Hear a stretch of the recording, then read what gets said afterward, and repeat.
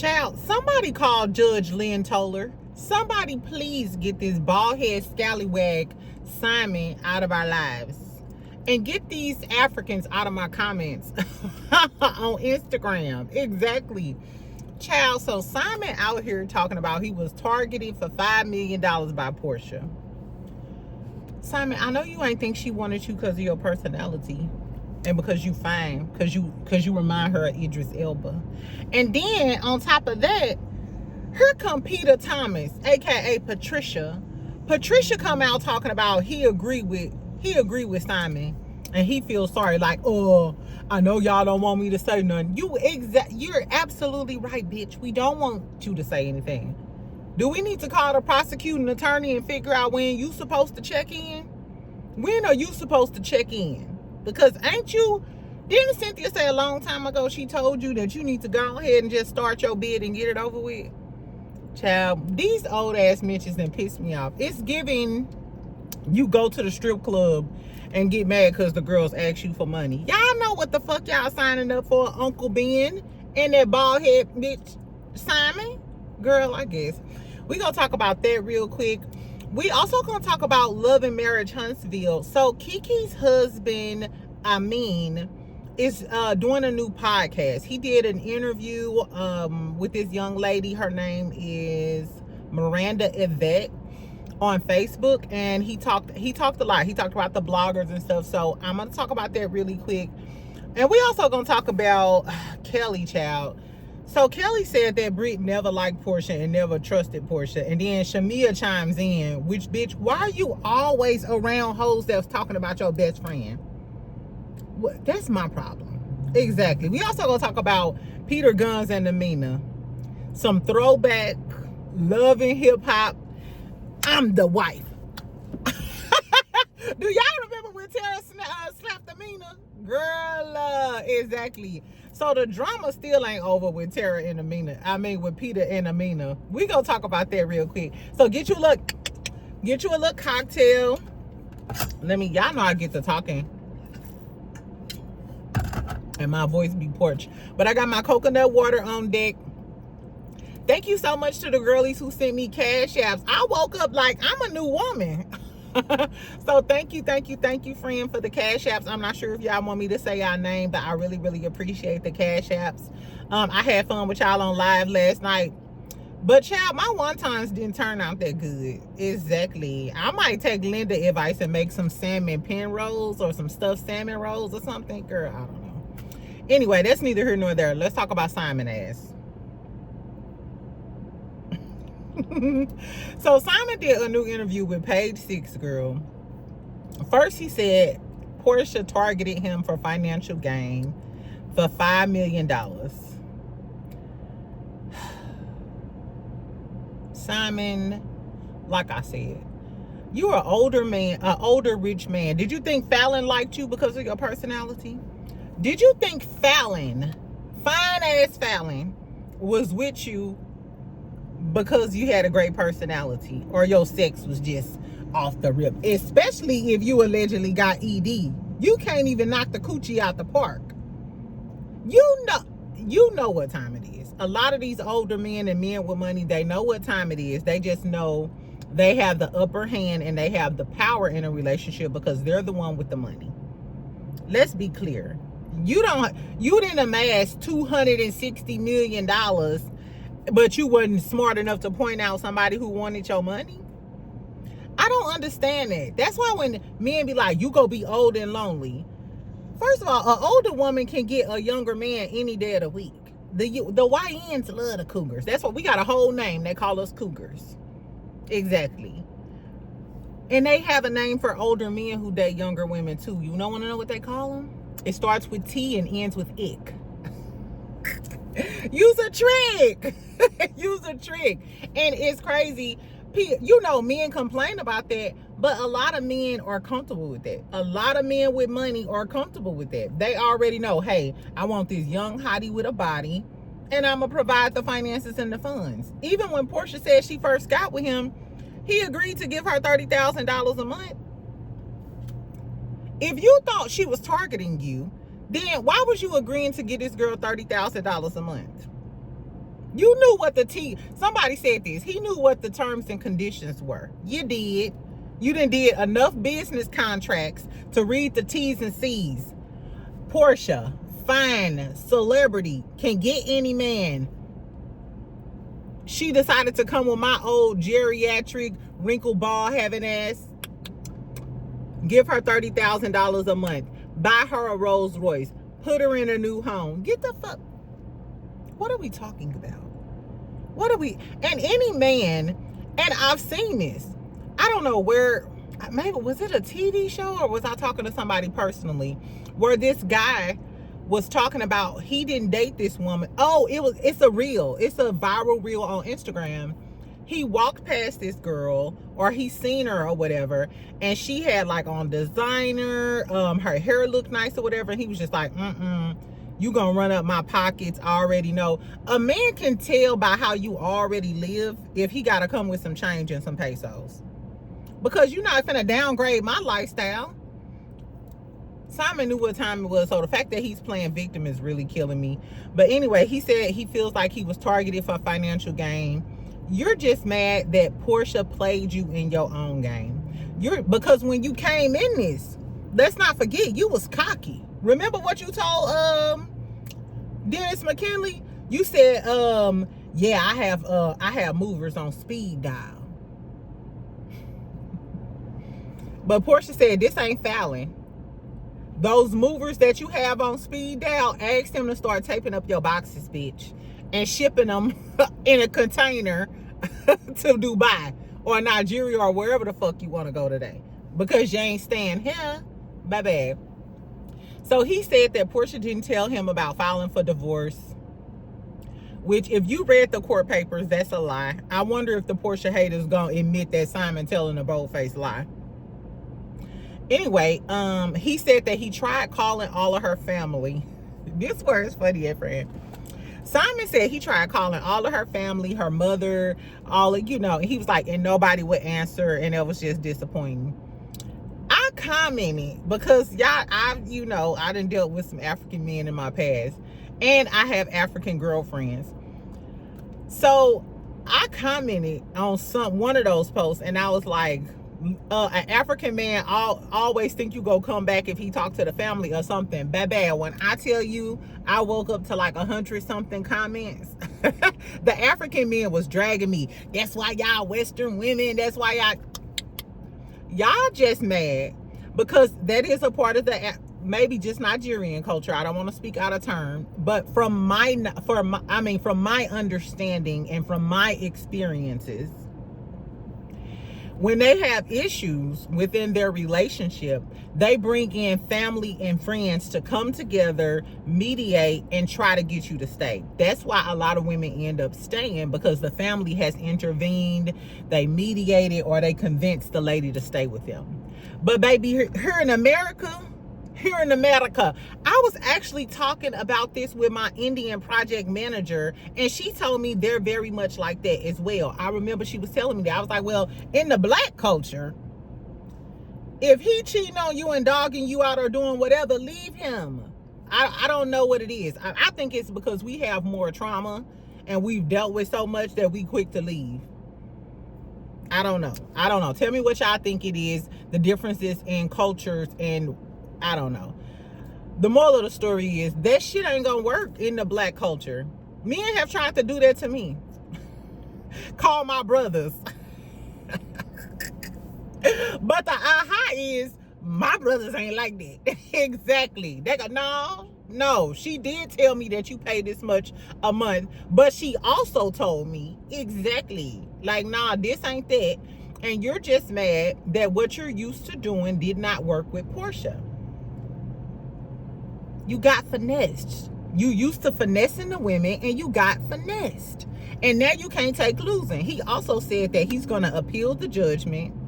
He said even if it has to go to the Supreme Court, he said enforcement will continue to receive legal challenges all the way to the Supreme Court. That's your money. That's your money. You see how you fought this divorce and you ended up paying Porsha legal fees. Now, if he keep appealing this, and he has to still pay, In order to continue appealing this judgment, he has to still pay all of her bills. Yeah. And mind you, you could take this to the Supreme Court, and however much money Porsha got to spend in court, she could just ask the judge, hey, judge, can you have him pay for it? Sure. Another $200,000. Simon is so butthurt. He also said he not close to her daughter. When Porsha said she reached out to him about Pilar, he said she just realized she made a mistake. No, she didn't. No, she didn't. She said that your ass was trying to open up businesses in her name, leverage Porsha Williams' name and her celebrity to open these multiple shell corporations and stuff. And when she wanted to get her attorney involved to make sure everything was on the up and up, you got mad and angry with her. She said he had a look in his face. And she said, nah, I'm backing out. I'm not finna be hit up with no fraud shit or be intertwined with your ass and go to jail fucking around with your ass. And you mad. He probably had some big deals playing behind Porsha and thought Porsha was dumb, like everybody else be calling her dumb and shit. And you salty that you thought she was dumb and you thought you was gonna get over her, and she won. And one thing about an African man, they hate losing, friend. They will argue you down for hours and go to the ends of the earth just to prove that they right or you didn't beat them. Which that's why I like a lot of African dudes, but in this case, Simon, you just a loser. Anyway, child, so then Peter Thomas punk ass, Uncle Ben, Patricia is what they call him. Patricia is what they call him. He chimed in talking about he agreed and he believes Simon was targeted. So did you target Cynthia? Did you target Cynthia so you could be on the Housewives and use her credit to open up all of those businesses that you're now getting ready to go to jail for? And Peter Thomas, you claim you a player and you know all of the things, all of those young girls that you allegedly messing with at your restaurant. Do you think they like you because you just fine? No. I bet you tricking off on them girls. I refuse to believe that any man in his 50s or 60s is dating a young 20-something hot little fine little bodacious girly and he ain't giving her no sugar. No, you agreed, you signed up for it, and now you having buyer's remorse or you want to claim victim. No, I'm going to tell you how they talk to the single mothers and the women. What the men say to the women, choose better. Choose better. That's what you signed up for. Because a lot of these old men, y'all can get a woman in their 40s or their 50s. A secure woman who work a 9 to 5, dress nice. You could get that, but you don't want that. You want the young hottie thotty yachty, and you gotta pay like you weigh. Girl, what are we talking about? Anyway, fuck Peter, fuck Simon, fuck Peter and fuck Simon. Simon, you lost. I don't want to hear any more from Simon. I hope you paying that girl bills. Porsha, imagine all of this happening and Porsha out there being a traitor with a cape on, walking in the castle. Shout out to Player P, exactly. Speaking of Player P, I told y'all last night, I reposted it on my Instagram. Cynthia said she ate down. Jessie Woo is a shout out to Jessie Woo. Jessie Woo, exactly.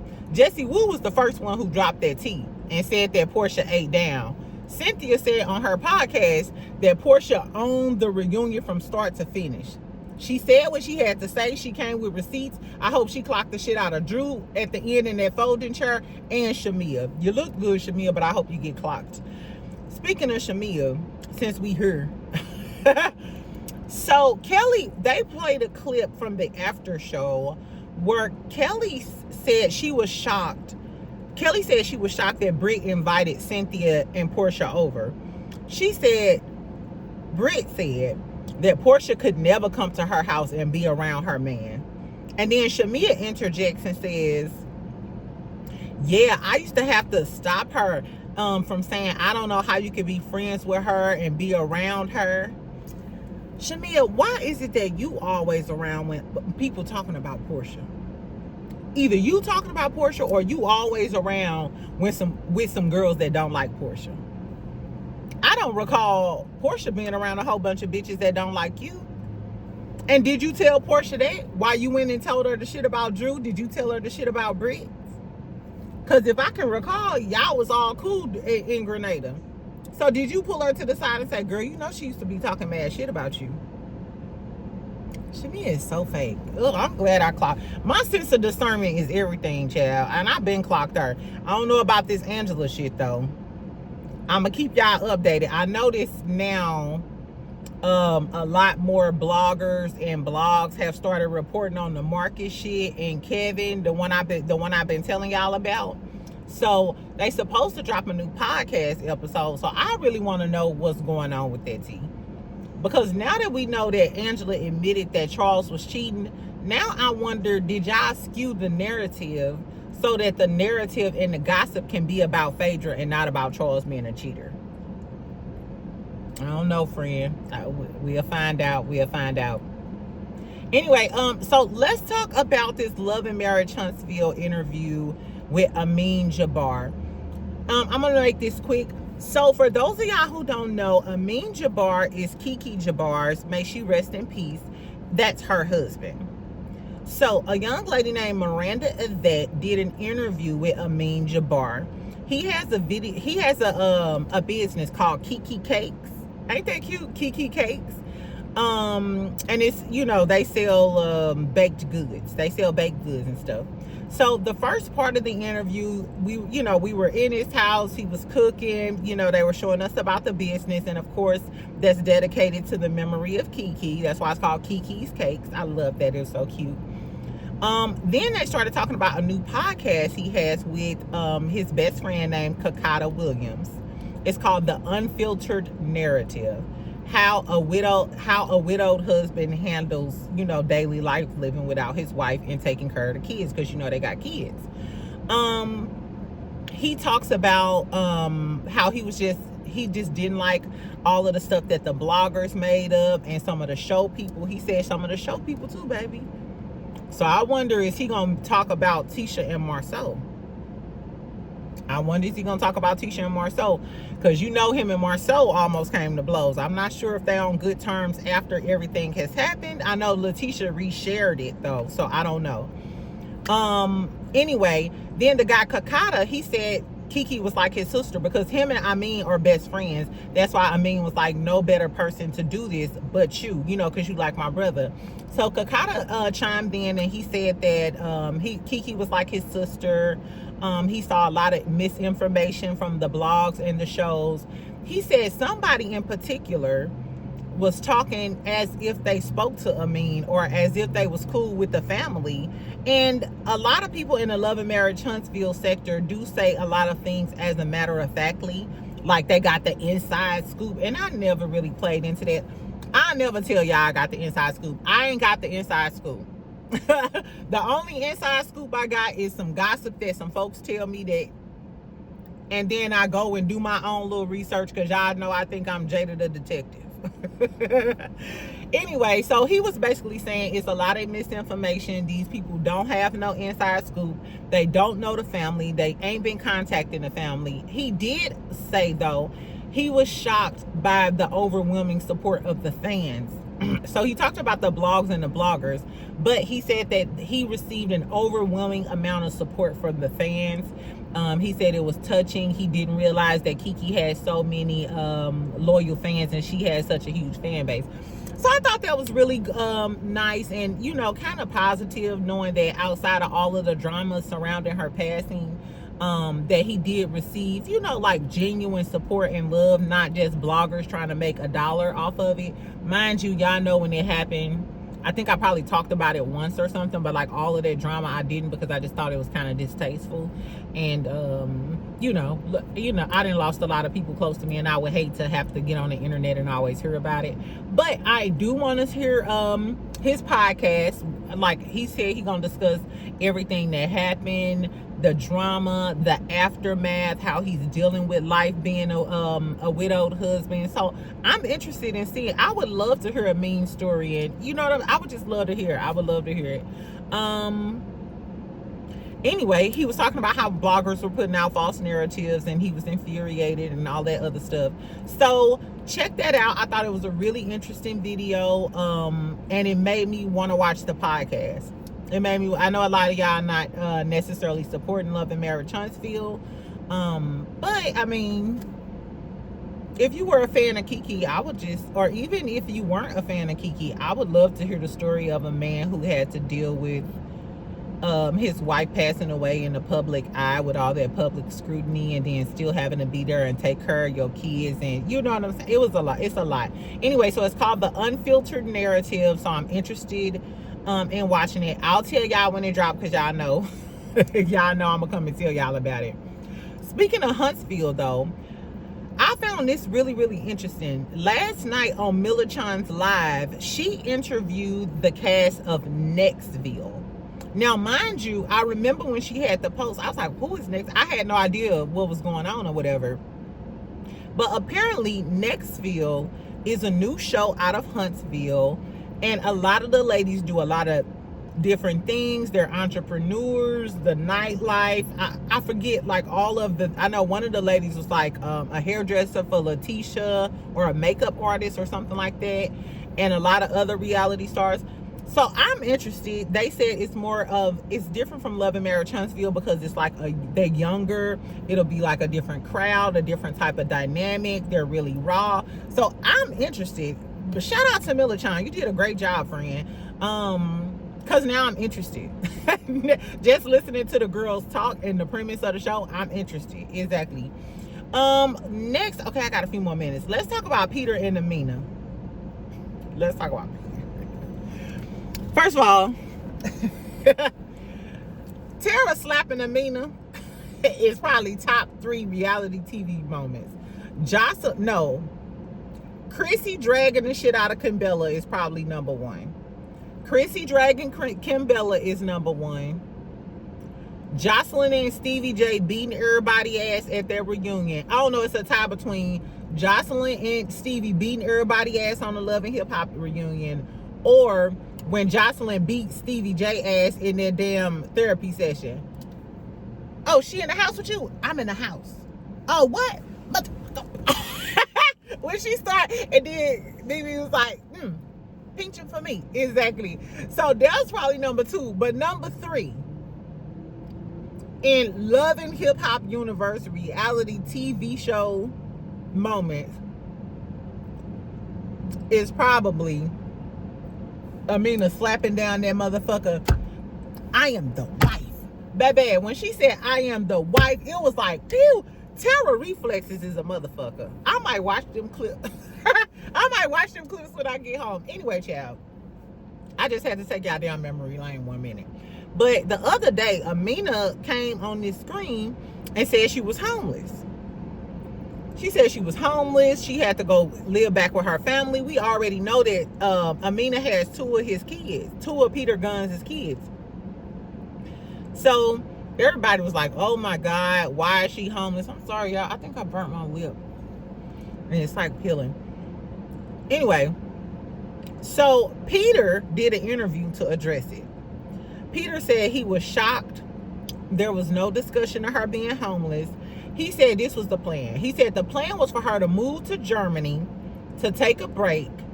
And he flew out to LA, moved all of her stuff into storage. She was supposed to go to Germany for a break until August. He bought her a round trip ticket. So her return flight home is in August with his 2 kids, because he had to sign for his kids to leave the country. He said he really wasn't with it because he was concerned that she might not get let back in the country because, because of how Trump acting. But she said, hey, if I don't get let back in the country, then what's meant to be a B. And you know she's threatened to leave with the kids multiple times.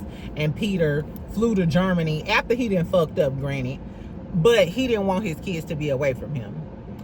He also mentioned, he said when he went to move all of the stuff into the storage, he said it was mostly her personal stuff because the furniture was nasty, pissed on, etc. Why did you allow your kids to be in the place with nasty, pissed on furniture then?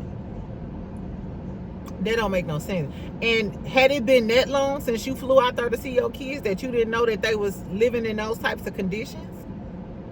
I guess. Anyway, so he did say that he paid the rent up in the Airbnb. So when she got back, she was going to stay in this Airbnb that he had paid up. He also said he felt betrayed because she went on the internet, you know, basically clout chasing because she was never homeless and that was never the plan. He said he was giving her, he said the True Hollywood story is he was giving her the $2,000 to $3,000 per month consistently.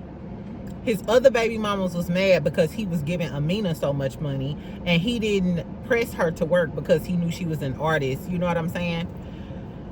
My whole thing is, why couldn't she come stay with you?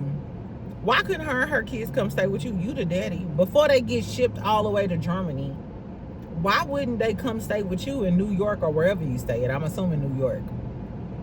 But then he started crying and stuff, and I kind of feel bad for him. And it's crazy because Peter done been a creep for a very long time. But if you choose to stay in LA and I'm giving you $2,000 to $3,000 a month, that's provided Peter not lying. Peter Gunn's not lying. He said that Amina didn't want to get no job and the $2,000 or $3,000 he was giving her a month just wasn't cutting it. Why wouldn't you move to a cheaper city or tell her to come move with you? Or I don't know what the tea is, but it seems like y'all still got drama 20 years later. I actually felt bad for Peter because he actually teared up and stuff. If this was a ploy for Amina to, like, because you know, I feel like Amina kind of always wanted to go back to Germany and live with her family. But if that's what you wanted to do and you just didn't want to fight back and forth with Peter Guns about that, you should have been honest with him. You know what I'm saying? I was like, oh my God. So I wonder if Amina is going to respond, child. I guess we'll see. What time is it? I guess we'll see. Okay, I got to go back to work. Anyway, so tell me what y'all think about the Peter Gunn stuff. Simon, Peter Ash chiming in, Shamia being fake, and the Love and Marriage Huntsville stuff. I wanted to talk to y'all about the Arizona Diamondback baseball player. This been like a viral story. So one of the fans heckled him. I believe his name is Cattell Marte or something. Cattell Marte, I believe. So one of the fans said something about his mama, and his mama passed away. So immediately he was like crying and breaking down, like in the middle of the game on the field.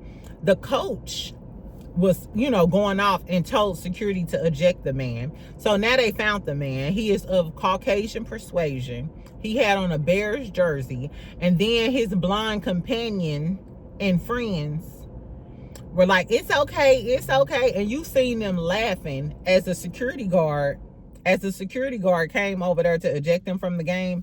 They over there laughing, snickling and giggling while this man is out in the middle of a professional game, a professional baseball game, crying because you mentioned his mom and his mom passed away.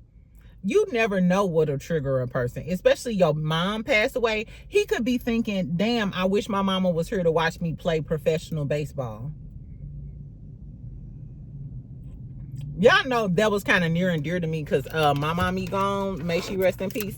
But my whole thing is, I hope the internet find him. I hope the internet find him, and if I have a little time, I'm gonna join in the campaign and help the internet find this dude. Cause how cruel can you be? I know sports not that deep. Were you talking about somebody, mama? What the fuck, girl? I don't know. People are crazy, and people need to detach and find joy outside of TV and sports. Find joy within yourself, a companion, or something, child. That's why a lot of times I get on here with these YouTubers. They be howling, screaming, obsessed. I hate them.